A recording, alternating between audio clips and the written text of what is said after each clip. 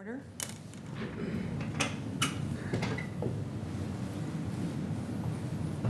This is the Community Unit School District 201 Board meeting today, Tuesday, October 11th, 2011.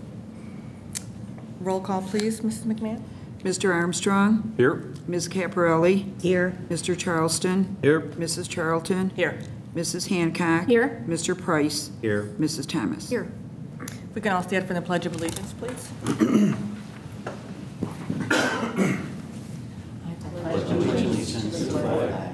United States of America, and to the republic for which it stands, one nation, under God, indivisible, with liberty and justice for all.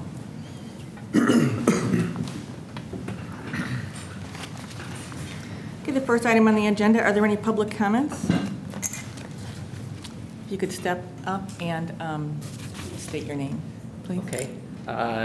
Jim Walker. My daughter goes to Manning. It's just a question, really. It has no bearing at all, but I had coffee today with someone who would like to broker a piece of business with me and possibly other school districts. And what it is we offer investment advisory services for the teachers. So they have their 403B where they can defer part of their salary, and they would actually hire someone like me in this third party to manage their assets on a daily basis.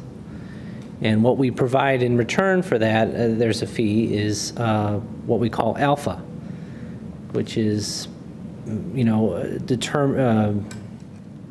performance on a risk-adjusted basis.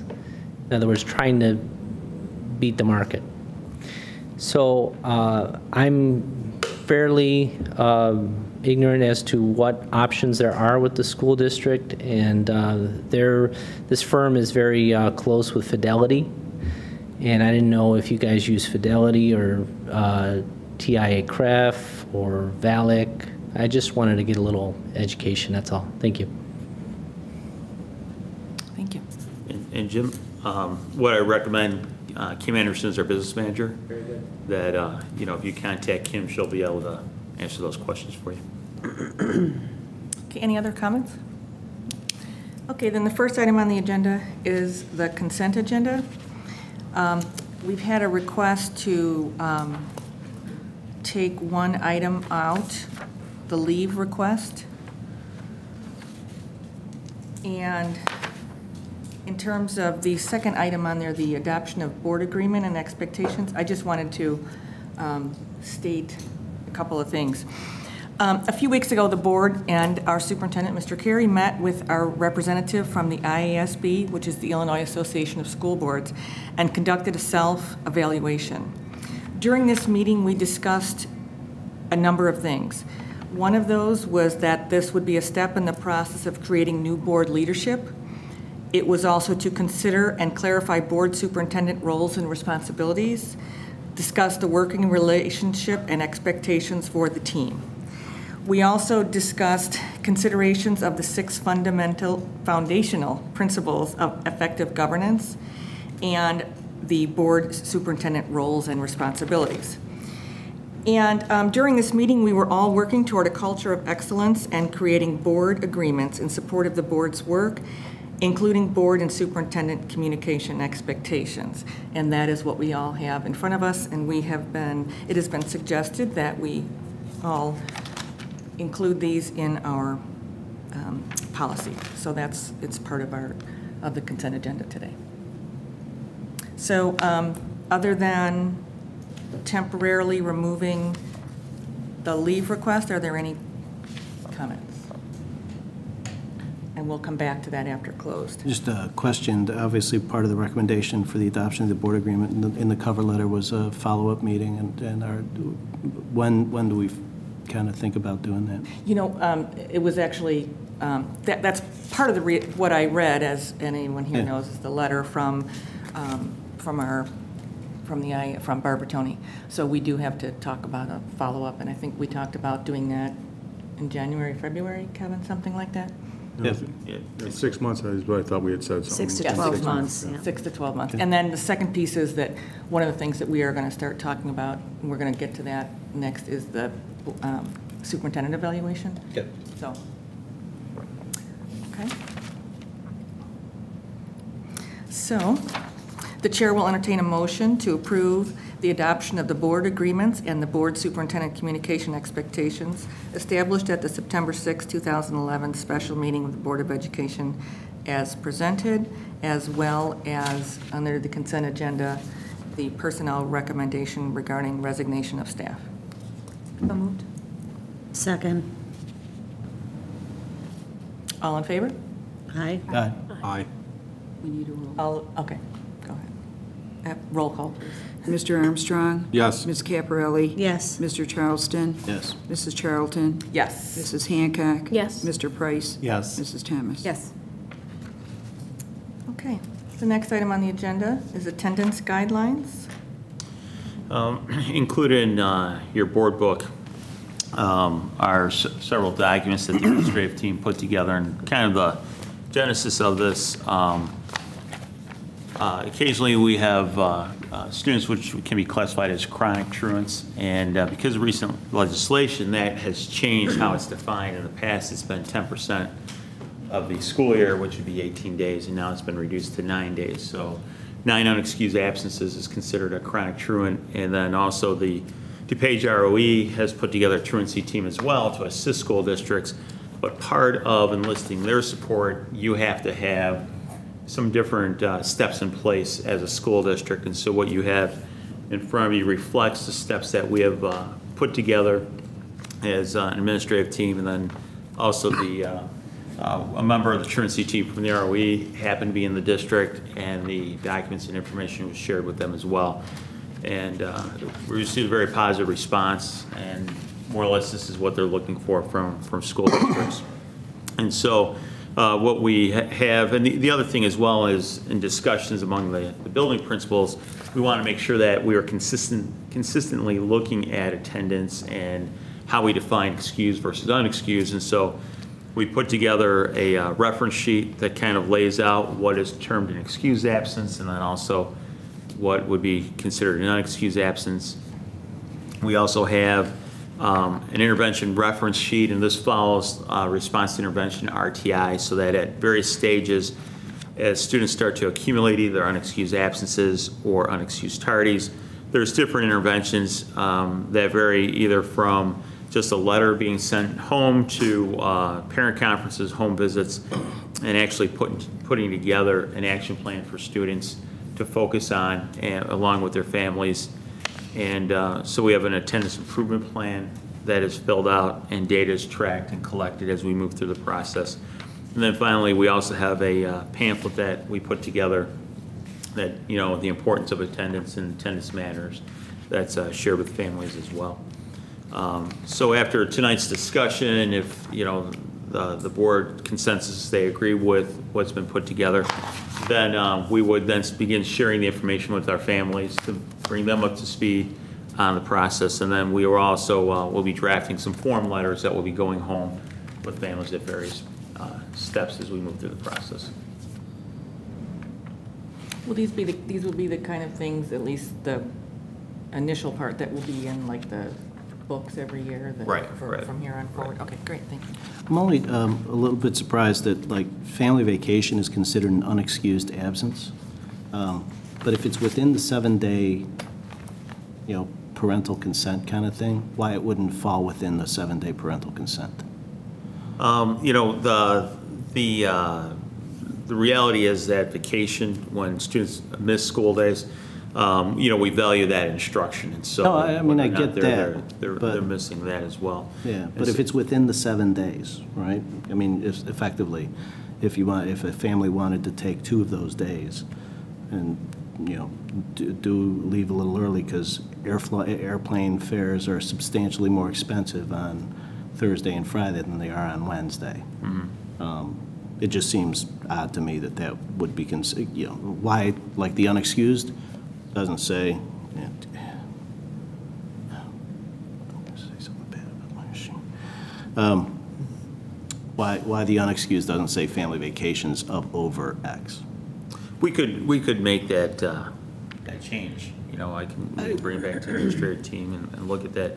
But basically, that's, I think the point we're trying to make is that, you know, as, you know, families are looking at these dates and possibly missing school, they have to consider, well, what happens if, you know, some of these other things could occur. Yeah, And so, no, exactly, yeah, absolutely, absolutely. I'll leave it to your guys' discretion. I'm just raising it as a Sure. guy who buys the occasional airplane ticket. I've been there. Yeah. I've done it myself, so I know people are going to ask the question. Unfortunately, Yeah. Disney doesn't do us any favors. Right. Because all their deals are outside. Right, You know, exactly.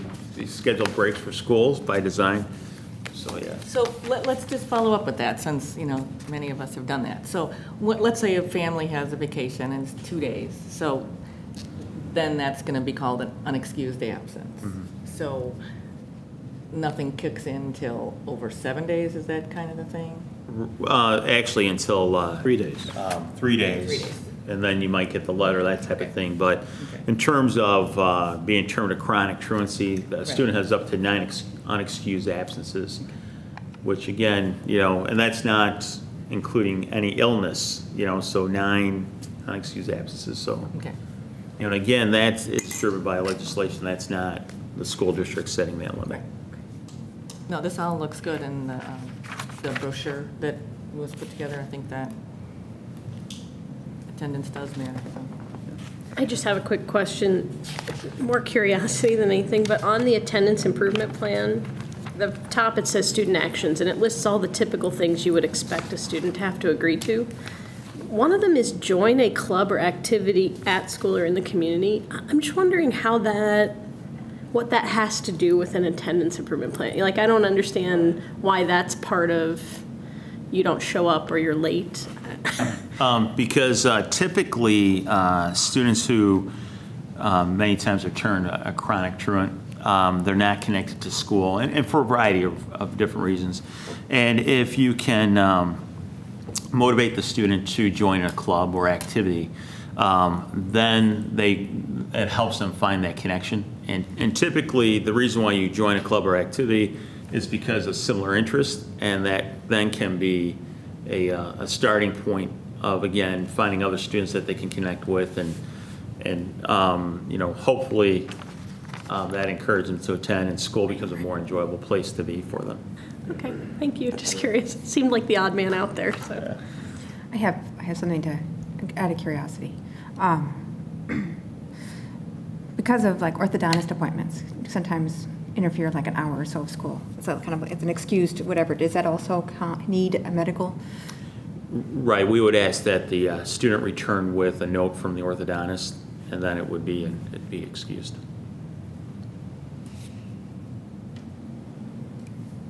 As far as the tracking, is any of this, I mean, some of it is done attendance-wise in Skyward.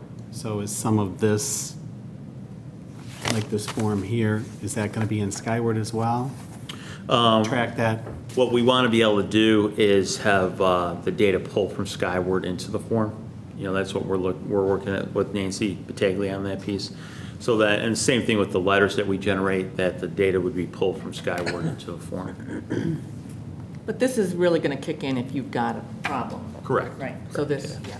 I guess because I've been through this with one of my children had a medical situation, and my doctor would ask, what's the wording that we're looking for? Is it, she didn't really know what to put on it. I mean, I was guessing, is there some sort of wording that the school is specifically wanting, or just that they were absent because of blah, blah, blah? Right, just that, you know, a note from the doctor's office or the orthodontist's office indicating that they were, you know, absent on this date, you know, due to an appointment. I guess the only thing I would ask, this is attendance for the entire year, not half a year or a That's semester, correct. it's the entire year. Right.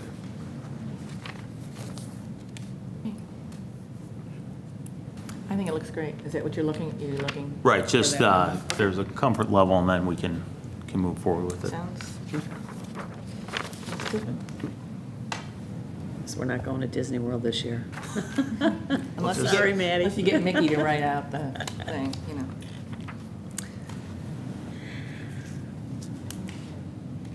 Why don't you start, and then we'll see where we go. The next item is the superintendent's evaluation, and as we had talked about with our IASB rep, we are in the process, we want to develop a superintendent evaluation instrument and process. And so what I sent, I'm looking for a date so that we can, and we can talk about this, we don't have to talk about it right here, but we're looking for a date so we can get together and talk about what tool we want to use. And what we've given to everybody, Judy has been nice enough to pull together various forms that have been used by the district for the past 5, 6, 7 years, so that board members who have never gone through this process can see what has been used in the past. So that's what's there. And then other board members, Diane found some interesting pieces, and so some of those that are in there in your on your board docs are from her. So what we want to do is just at this point come up with a date for the board to meet and start looking through this and find out what instrument and tool that we want to use. And then there is an IASB online class that board members can take, and I know Judy has a number of people signed up for that. So at that point then we can hopefully maybe try to get the online class in, have our meeting, and move forward with what the process is going to be for us as a board. So that's why you have all those forms in there. We're not going to go over those tonight. They're just there for reference, and so that we can pull it together. And if anybody has any, Joel, I know you work with SACID. If you have any instruments that you find there that are helpful, we can bring those when we get them to the board ahead of time, and then we can start to do this process, because we have to, according to the superintendent's contract, we have to have an evaluation by the board in the spring. So we want to just kind of get moving on this, and we had agreed to that when we met. So, maybe later we can talk about what date works for everybody. Do you have because obviously we have the online class, so what would be the earliest after that, do you know? Well, let me ask Judy, has everybody contacted you about doing the online? No, I think I haven't heard from Joel and Dan. Okay, so. I took the right, session. Right, and I know Joel, I you took did the too. session as well. Right. Excuse me, and I took the session as well. Right. Maybe Still have the 2 years ago, materials so I'm Okay. not going to probably take the online at this point. Because we talked about it, and it looked that way. It looked like most of the people that hadn't done it before, so. So then I'll register everyone else tomorrow. Yes, that sounds great. And then we'll get the information, and then maybe, just because we had talked about doing this in October, and here it is in October, that after, maybe if everybody could let me know when you viewed this, after we get the information from Judy, and then we can try to set up that meeting. Well, do you think it would be wise to give ourselves a deadline in which to finish this? I think it might make sense that once we're enrolled and we have access, maybe we give ourselves a week or That's a good idea. So that by the end of that week, we've taken it, we're done with it, Right? Well, Okay. I and we mean, can move forward. potentially by the next board meeting, right? I mean, I would think, if we're going to get signed up tomorrow or That the sounds next great. day. And then if we Right. can maybe decide, then maybe by end of October, which is coming quick, or the first week in November, for us to meet, to put together this instrument and go through this process, so that we have that all done, for a number of reasons. One, so that we're comfortable with it. One, so that the superintendent has it, he knows what we're doing. Does that make sense? And those of us that have taken this class before, it does kind of go through the process of how the superintendent is evaluated. Okay, so Judy, would you please send everyone an email then after you, with the details then? And shall we say by the next board meeting that everybody would, Sure. who's looking at that? Absolutely. And then we can also talk about a date to get together. And that will be an open. So that the actual date to get together would probably be more in first week in November? Last week in October, first week in November, yeah. So that everybody can have that. I want to Sound? add on to that. So the idea with that meeting is for us to have a tool at the end of it. Yes. Because, everybody has hard copies and board doc copies of everything the district has used in the past. If we feel comfortable about using what's been used in the past, or creating a new tool, whatever we Sure. feel comfortable with. So that's why everybody has that. And again, Diane found some pieces that she thought were particularly helpful and some searches, so that's why. Bits and it's- pieces of it, not necessarily the full tool. Right. But then, again, is there, for Mr. Carey, was there a tool that you've used in the past that you might be able to share with us as well? I can do that as well. And the other thing I had mentioned to Marie is the direction we want to go as a district, as we continue down the road is, again, making teaching and learning public through portfolios and student portfolios, teacher portfolios. So possibly, I can investigate, as far as my evaluation as well, portfolio, so that the board would have that opportunity to view it and then model the direction we want to go as a district. So that's something I can explore as well. Yeah, and again, just any kind of, to follow the model that you're using with the teachers, a collaborative piece is probably the best anyway. So if you have anything that you want to give to us, then everybody can have all the pieces in place, okay? So does that sound like a plan? Kevin, based on the changes to the law where for building administrators and teachers a few years later, there have to be some components included now. Is the thought then to put that into the superintendent evaluation as well? Sure, we can do that as well. I mean, I think we should think about that, because if we're going to be requiring your direct reports to have components in their evaluation, not we, the law. Right. If the law is requiring that, we should probably take a look at what those requirements are and see how those individuals would roll up to some goal that Sure. lives at the superintendent level as well. Okay. Then we're moving to the superintendent's report. First, an update on facility planning. Tomorrow, there's a group, Kim, Mike Mayoros, Nancy Battaglia, myself, are meeting with Steve Cashman at South to kind of start that discussion. Linda Cloudwater, unfortunately, has a conflict, but she is going to follow up with Steve as well. So we're starting that process. Again, at this juncture, Steve needs to kind of take a look at those projects and start to actually do some hard numbers for those projects so that the board can take a look at that as well. So we're starting that process with Steve. With strategic planning, we had a meeting last week. It was a working meeting in which, again, each of the subcommittees, they're working on their action plans, and then they had an opportunity to share those out with another group and get feedback. And then our next meeting is October 24th at 6:30 to, again, another working session to have the groups update their action plans, and then we'll take those and probably wordsmith them a little bit, and then we should we're getting pretty close now to that final stage, and so we should be bringing something to the board for their approval. Superintendent coffee, just a reminder that Thursday night at the high school, 7 o'clock, is the first superintendent's coffee for this year. And so we will, again, share with the community some of the things we're doing as a district as we're moving down this path of high quality teaching, and then also some updates on some of the planning that we've been doing as a district. October 7th, we had an Institute Day, and I included the agenda and descriptions of some of the sessions for you. And again, our push this year is high quality teaching. That's our focus. And then we're also utilizing our district leadership team. So what you have there, all the sessions were developed by a combination of teachers and administrators working together. All of our sessions were facilitated by our teachers for each of the sessions. And again, we're trying to model what the direction we want to go as a district.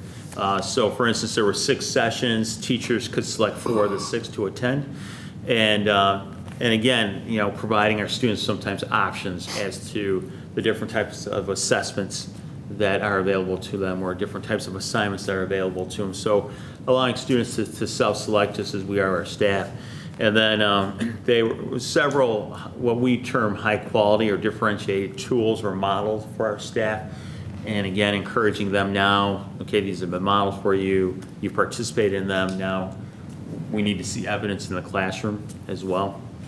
And so at the end of the day, teachers had to more or less explain as a result of that Institute Day, what would they be attempting in their classroom that would fall under that title of high-quality teaching? And then the principals are going to follow up in their faculty meetings with those strands, and then start to work with our staff to start to replicate those things so that we start seeing evidence in our classrooms as we're moving forward. You know, I found this very interesting. So the teachers are the ones that are leading this, and these are Right, the district leaders. How did that play out? I mean, was this well received? You know, I think it was well received. We're still compiling, you know, we always have survey results, and then we send those out to the staff and to the board once we get that information back. So we're still tabulating that information. I think it was well received, you know, from the staff. The one question that came up, you know, we also have the core standards that we're responsible for. And so there was some question as to how are we going to start to incorporate the core standards now into everything else that we're doing. So that's a question we'll bring back to our district leadership team and say, okay, how are we now going to build upon this and then also address the core learning standards? What's the date for core? 12? I think it's 2012, but the assessments I don't think are till 13 or 14. So curriculum next school year and the assessments the year after? Right. Right. I just found this very interesting. It looked like a good break. Just the fact that the teachers, the district leaders were working with the teachers and that, so. Of the 6 sessions, were they fairly well distributed, or were there any that were favorites, or? You know, for the most part, they were pretty well distributed. One of the things that we did, and again, we had a group of teachers kind of help us problem solve, but we did limit seating so that you didn't end up having, you know, 40 teachers in one session and one in another. And so as teachers arrived, they self-selected their 4 sessions, and as soon as we reached, you know, we had 23 seats. As soon as we reached 23 seats, that session, for that time frame, was closed. But each session was repeated 4 times. So if you didn't get in at your first session, possibly the 4th session. And so we were able to level off the attendance that way. Is there any one of these you would think about doing more, or for everybody, or more in depth based on the response that you got? You know, that's what we're looking at to see what the response was, and you know, see what the staff would like to see again. You know, again, there are a variety of different tools. My guess is it's probably along the lines of taking a what we would consider a traditional teacher-centered lesson and transition it to a student-centered lesson. Those are very popular. Teachers really want to sit on those. And there was some conversation just in talking to teachers about kind of like a next step where actually develop a lesson plan with some guidance so that they walk out of there with a ready-made lesson plan that was developed. And this, I noticed there's several things in here about differentiated, and I know last school year there was a fair amount of time devoted to that topic. So is this, you know, a follow-on to that, or how much ground are we recovering? You know, sort of how does that fit together? Right. This, you know, last year was building the foundation of differentiation, and now this year going forward, you've got the foundation. Now here are some ways to take that knowledge you have and implement it into action plans in the classroom. And so that's what we're working on this year. And then is it the building administrators that, I mean, you talked about there needs to be an output, a lesson plan or a something. So is it the leadership team? Is it the building administration? Who looks at that and says, yes, I think you've accomplished your goal, or, you know, okay, this was your topic and maybe a little more or a little less or a little different. Right. How does that happen? Right now, it's administrative feedback, but the model, again, that we're moving towards, and there were a couple of sessions to help with this as well. We want those professional dialogues where our teachers are actually sharing lessons with each other and getting that feedback, or a teacher's popping into the classroom and we're getting that feedback from fellow teachers.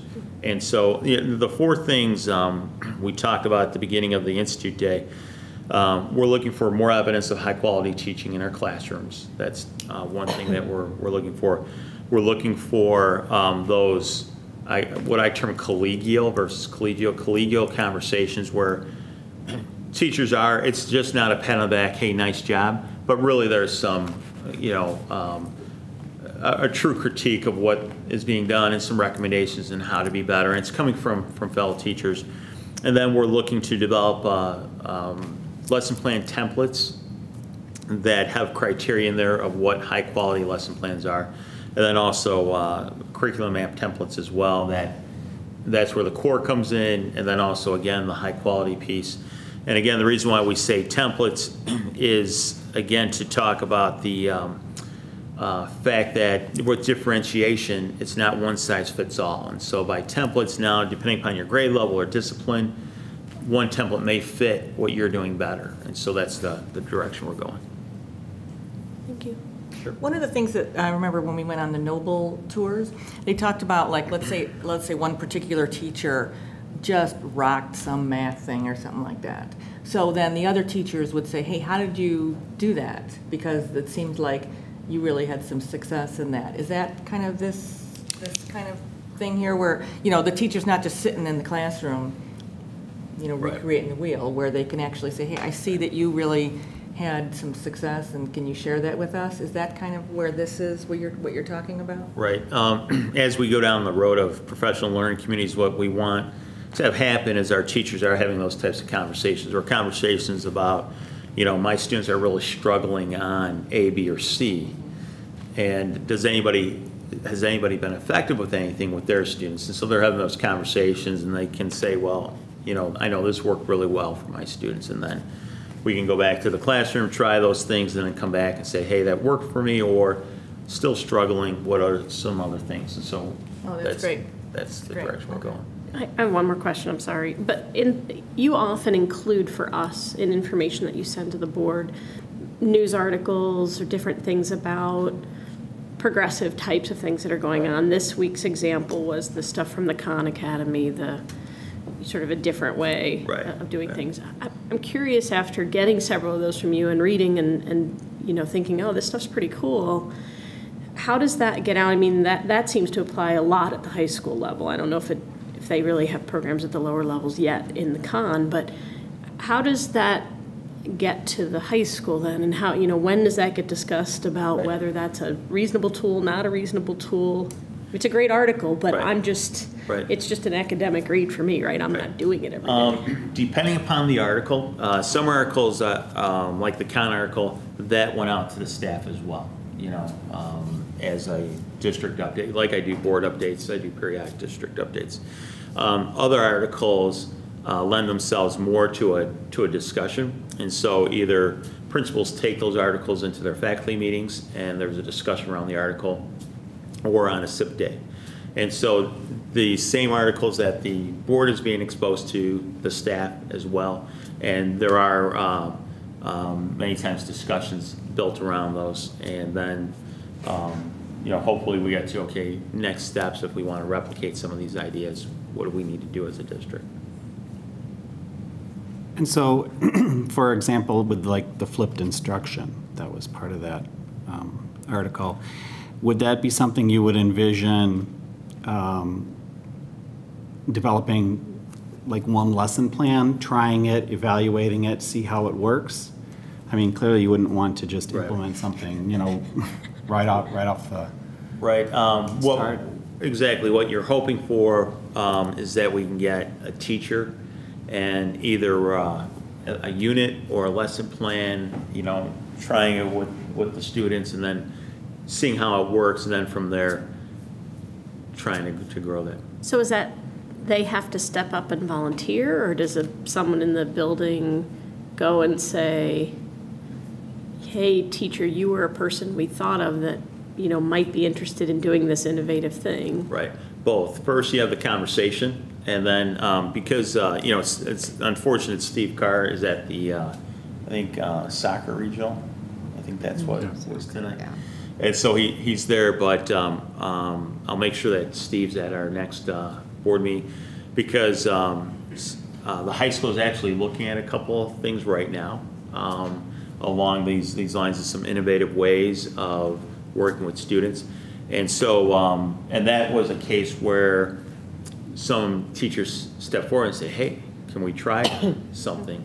In other cases where if you're not getting that, then definitely it's the encouragement, hey, I think this is something that really lends itself either to your personality or your coursework, and getting some people willing to take some risks that way. So when you look at something like that, since we're such a small district, I think you kind of run into the problem of not really being able to compare it to an equal group, like comparing the group that you're trying, say, with flipped instruction to a group that Isn't using receive it, right. the traditional lesson. So do we have opportunities where you can actually do something on a comparative basis, where you look at one group under that set of, under that learning environment and kind of compare it to what we're currently doing to kind of evaluate, say, hey, we really found this good or bad, compared to what we're currently doing? You're absolutely right, Joel. It does become difficult because you don't have that control group and that experimental group as you're looking at.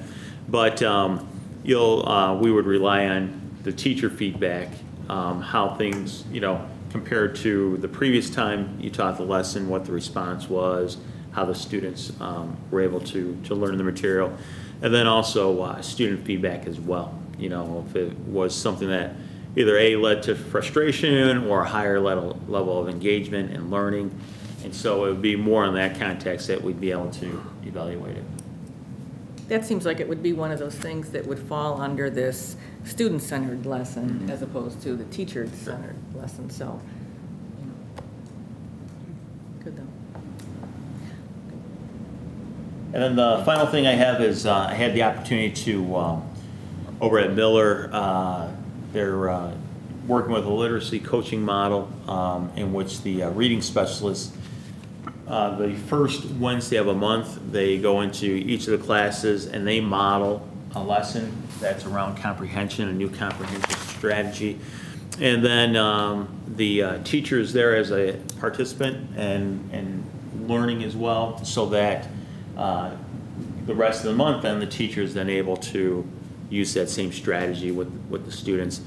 And I think the strength there is the fact that all the students in the building, for instance, all the students are learning metacognition, and even with the kindergarten, they're using terms like metacognition with the students and what that means.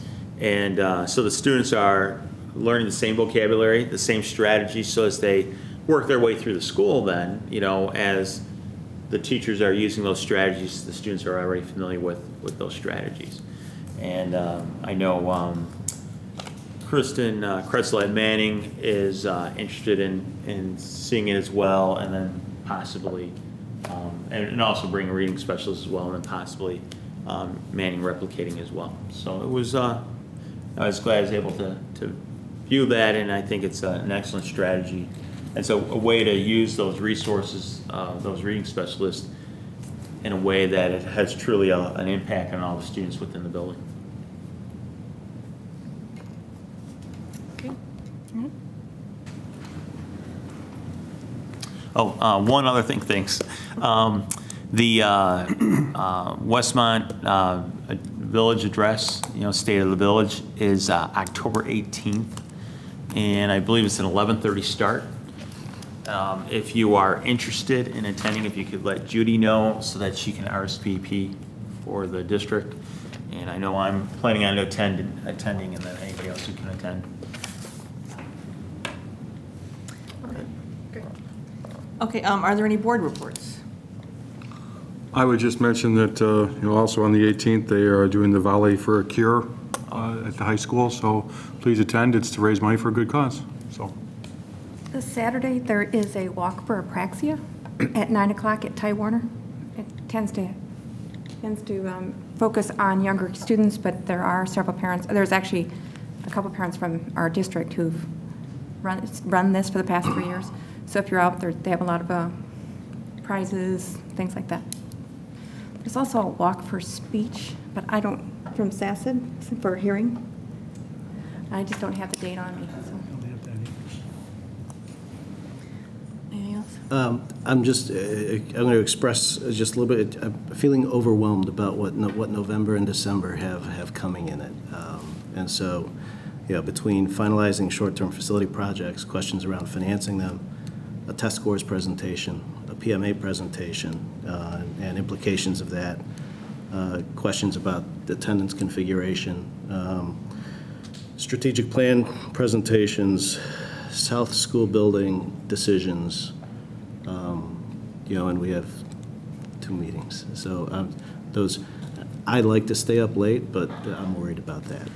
So just an expression of concern. Right, and just so you know, Marie also at our agenda meeting expressed the same concern. And so definitely, right now we have 2, one in November, one in December. I would anticipate adding a couple of meetings to assist with those conversations. And Never mind even the evaluation process, Marie. Right. So, I mean, it just, that's So, all right, there. and we're aware of that, and we'll probably be looking at adding some meetings. Okay. Anything else? Okay. Are there any other public comments? Okay. Then the chair will entertain a motion for closed session for the purpose of discussing a student discipline matter So moved. and personnel issues. So moved. Second. Roll call, please, Mrs. McQueen. Ms. Caparelli? Yes. Mr. Charleston? Yes. Mrs. Charlton? Yes. Mrs. Hancock? Yes. Mr. Price? Yes. Mrs. Thomas? Yes. Mr. Armstrong? Yes. And there will be a vote or 2 after closed session.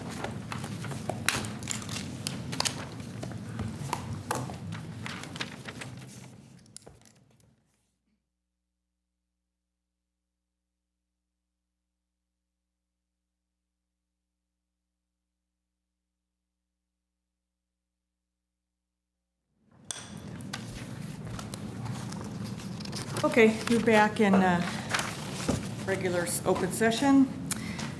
In terms of the board action on student discipline issue, the chair will entertain a motion to approve the administrative recommendation regarding the student discipline issue as presented.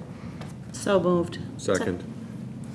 And roll call, please, Ms. Caparelli. I'm sorry, Mrs. Hancock? Yes. Mr. Price? Yes. Mrs. Thomas? Yes. Mr. Armstrong? Yes. Ms. Caparelli, yes. Mr. Charleston? Yes. Mrs. Charlton? Yes. Then, returning to the consent agenda, the item on leave of absence, the chair will entertain a motion to approve the leave of absence of Nancy Bartos for the year of 2012 through 2013, with assurance of position in the district upon her return after that year. So moved. Second.